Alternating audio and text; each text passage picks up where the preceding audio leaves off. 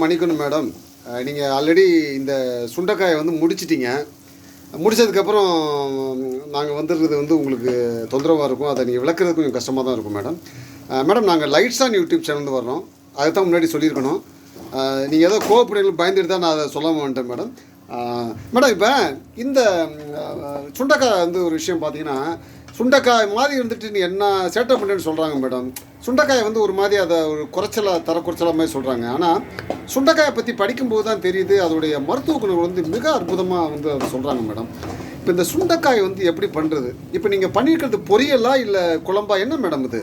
Actually sir இந்த சுண்டைக்காய் வந்து இப்போ வெயில் காலத்தில் நிறைய கிடைக்கும்.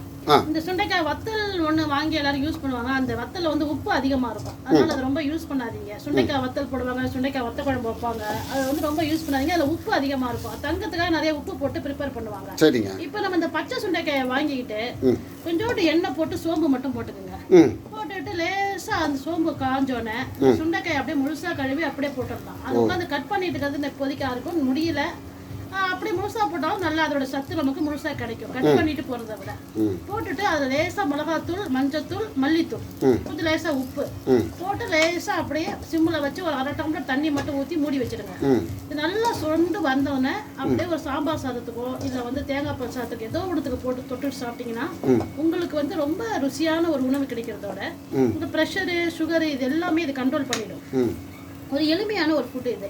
இந்த சுண்டைக்காய் வந்து சாப்பிட்றது நமக்கு ரொம்ப ரொம்ப உடம்புக்கு நல்லது மேடம். இப்போ நீங்கள் சொல்கிறபடி பார்த்தா அதனால தான் உணவே மருந்து, மருந்தே உணவுன்னு சொல்கிறாங்க போல்.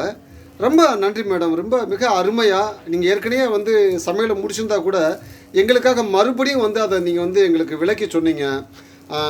அது சுண்டைக்காயை வந்து எப்படி நம்ம சமைக்கிறது அப்படின்றத. மேடம் இதோடைய மருத்துவ குணங்கள் ஏதாவது இருக்கா மேடம் இதில்? ஏன்னா நிறையா சொல்கிறாங்க இதை பற்றி. சுண்டைக்காய் நீங்கள் சாப்பிட்டீங்கன்னா அதை டெய்லியும் நீங்கள் உணவில் எடுத்துக்கிட்டிங்கன்னா உங்களுக்கு வந்து உடம்புல உள்ள கெட்ட நச்சுன்னு சொல்லுவாங்க அதெல்லாம் போயிடும், கொழுப்புலாம் போயிடும், ப்ரெஷரு, சுகரு போகும், முக்கியமாக மன அழுத்தம் போகும் சார். இப்போ எல்லாருக்குமே ஸ்ட்ரெஸ் அதிகமாக இருக்குது. அது எந்த வகையான வேலையாக இருந்தாலும் ஸ்ட்ரெஸ் அதிகமாக இருக்குது. அந்த ஸ்ட்ரெஸ் எல்லாம் நல்லா குறைஞ்சிடுங்க. அதனால சுண்டைக்காய் நீங்கள் டெய்லி வாங்கி சாப்பிடுங்க, ரொம்ப நல்லது உடம்புக்கு. அப்புறம் இனிமேல் இந்த மாதிரி லேட்டாக வராதுங்க செஞ்சு முடிச்ச. சாரி மேடம், அதுக்கு வந்து நான் வந்து மன்னிப்பு கேட்டுக்கிறேன். அதுவும் இந்த மனப்பதட்டம், இந்த ஸ்ட்ரெஸ் எல்லாம் வந்து சரி பண்ணி சொல்கிறது வந்து ரொம்ப மகிழ்ச்சியாக இருக்குது.